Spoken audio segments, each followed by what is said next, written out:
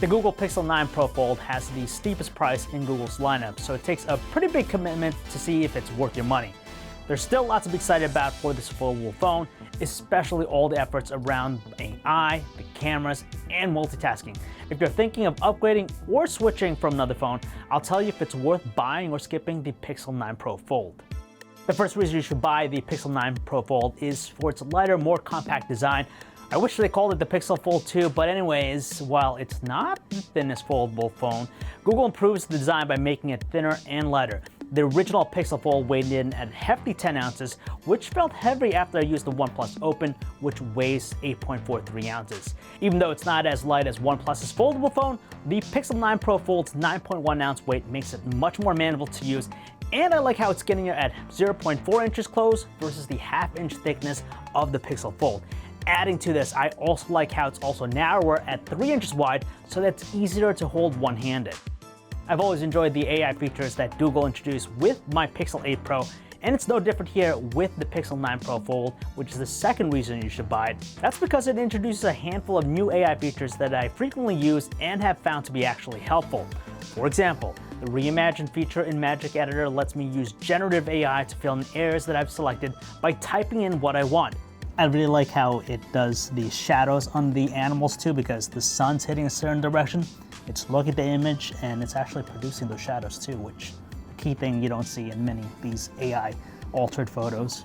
There's also the new Add Me tool that blends multiple photos together so that anyone taking a group photo can also appear in the final image. Over on the productivity side of things, I've used call notes to record and transcribe phone calls, which the Pixel 9 Pro Fold would then summarize the entire conversation for me. And finally, there's Pixel Screenshots, which I like to refer to as my storage locker for memories because it's able to recall details from all the screenshots I've taken.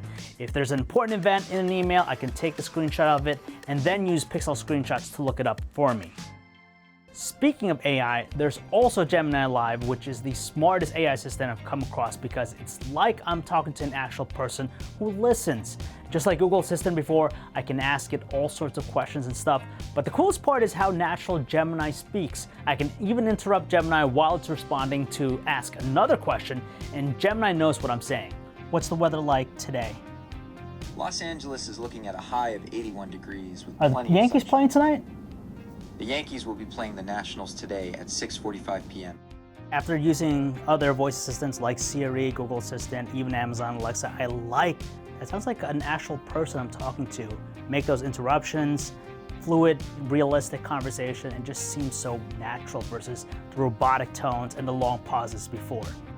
You also get a year's worth of Gemini Advanced, which I've used to create the ultimate EV savings calculator.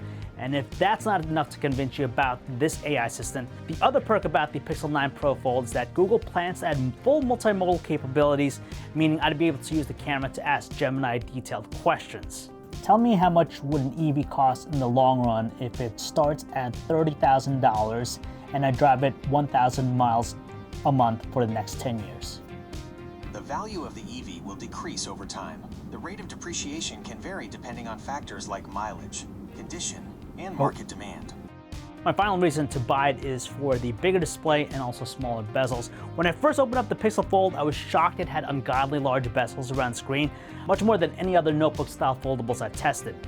Luckily, Google recognized this, and now the Pixel 9 Pro Fold looks much better. There's still a bezel around the inner display, but it's thinner and more uniform this time around. It's less distracting than before, but I like how the inner screen is bigger as a result of the slimmer bezels.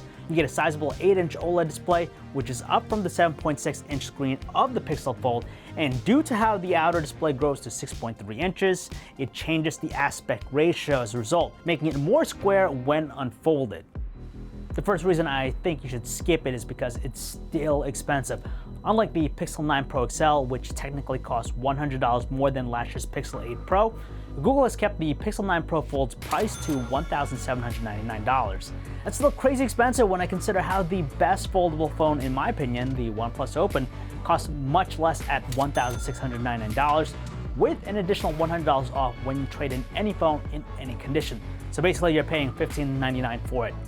Google's Pixel line has always been slightly under typical flagship pricing, but that's not the case here, and it's still a hard sell. And that's made harder because they've only made minor camera improvements.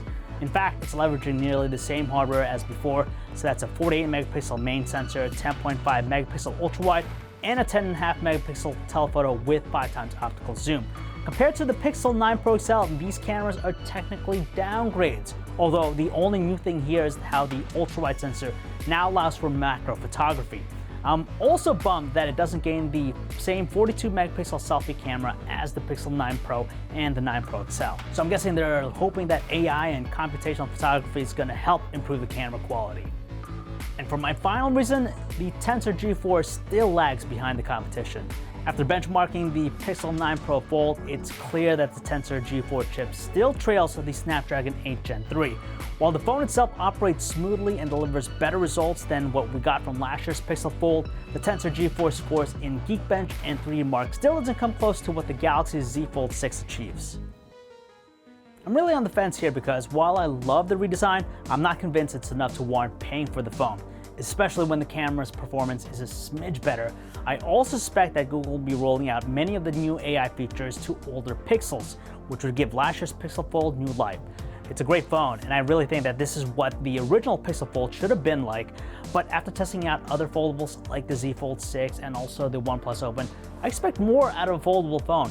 It's great that they didn't increase the price, so if you were holding out with last year's model, this is definitely worth picking up. But it's still more expensive than a typical flagship phone. You're going to be sacrificing things like the battery life and also the camera performance. And when you look at the OnePlus Open, how it's cheaper, does all that, it's a tougher sell. So what do you guys think? Let me know in the comments below. Would you buy or skip it? Make sure to watch all our other Pixel content on our channel. Don't forget to follow us on social @TomsGuide. I'm John V, and I'll see you in my next video.